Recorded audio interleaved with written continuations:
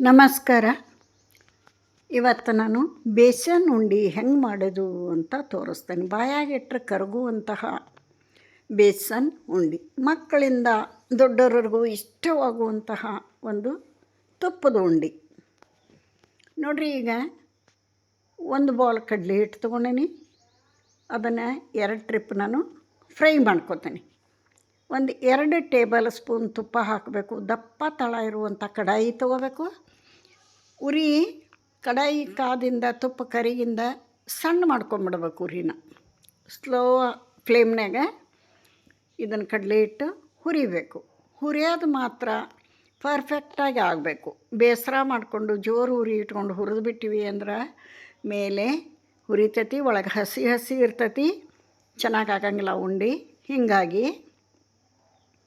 ಹುರಿಯೋದ್ರಾಗ ಇರೋದು ಚೆಂದಾಗಿ ಹುರಿದು ಬಿಟ್ಟಿವಿ ಅಂದ್ರೆ ಬೇಸನ್ ಉಂಡೆ ರೆಡಿ ಆಗಿಬಿಡ್ತಾವೆ.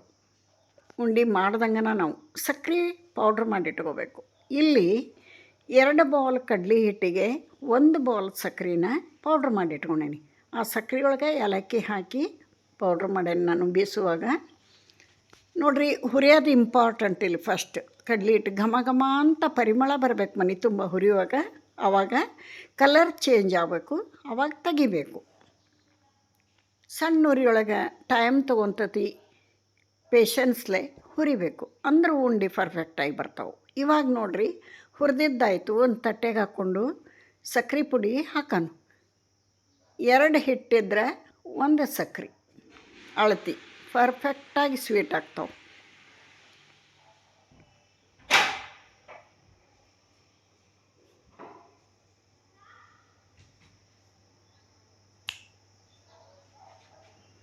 ನೋಡಿರಿ, ಇದನ್ನೆಲ್ಲ ಚೆಂದಾಗಿ ಮಿಕ್ಸ್ ಮಾಡಬೇಕು. ಸಕ್ಕರೆ ಹಿಟ್ಟು ಎಲ್ಲ ಕುಡ್ಕೋಬೇಕು. ಇದರೊಳಗೆ ನಾನು ಏಲಕ್ಕಿ ಸಕ್ಕರೆ ಪೌಡ್ರ್ ಮಾಡಿ ಬಂದನ ಹಾಕೇನ, ಒಂದು 4 ಏಲಕ್ಕಿನ.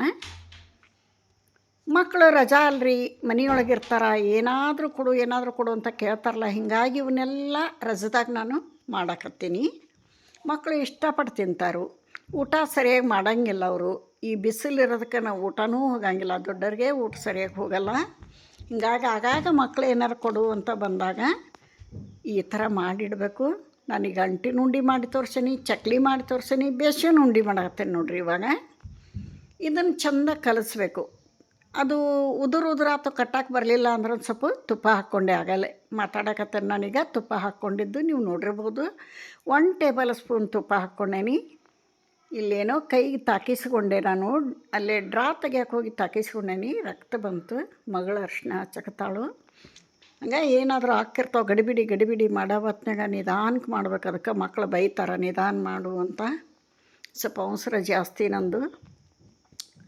ನೋಡಿರಿ, ಉಂಡೆ ಇವಾಗ ಕಟ್ಟ ಹದಕ್ಕೆ ಬರೋವರೆಗೂ ಸ್ವಲ್ಪ ತುಪ್ಪ ಹಾಕ್ಕೋಬೇಕಾಕೈತೆ. ಅದಕ್ಕೆ ಫುಲ್ ಡ್ರೈ ಇರಬಾರ್ದು, ಫುಲ್ ಮಿಜ್ಜಿ ಆಗಬಾರ್ದು. ಈಗೇನು ಮಾಡಿಟ್ಟೇನೆಲ್ಲ ಪರ್ಫೆಕ್ಟಾಗಿ ಐತೆ ನೋಡಿರಿ ಹದ. ಈ ಥರ ಉಂಡೆ ಕಟ್ಟಕ್ಕೆ ಬಂದರೆ ಸಾಕು, ಕಟ್ಟಿಟ್ಕೋಬೋದು. ಈಜಿ ರೀ ಇದು. ಇದು ಅಷ್ಟೇ ರುಚಿ, ಈಜಿ ಕೂಡ ಇದು ಬೇಸನ್ ಉಂಡೆ. ಆದರೆ ಹುರಿಯೋದು ಮಾತ್ರ ಇಂಪಾರ್ಟೆಂಟ್. ಕಲರ್ ಚೇಂಜ್ ಆಗಬೇಕು, ಘಮ ಘಮ ಅಂತ ಪರಿಮಳ ಬರೋವರೆಗೆ ಹುರಿದು ಬಿಟ್ರೆ ಏನು ಡಿಫಿಕಲ್ಟ್ ಇಲ್ಲ. ಮುಂದೆ ಎಲ್ಲ ಈಜಿನೇ.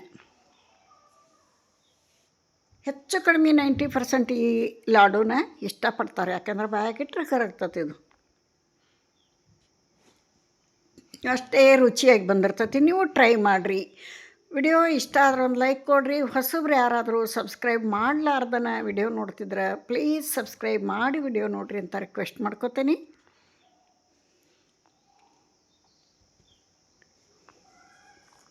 ನೋಡಿರಿ ಎಷ್ಟು ಚೆನ್ನಾಗ್ಯಾವು ಲಾಡು, ಸೂಪರಾಗಿ ಬಂದವು. ನೀವು ಇವತ್ತೇ ಟ್ರೈ ಮಾಡಿರಿ.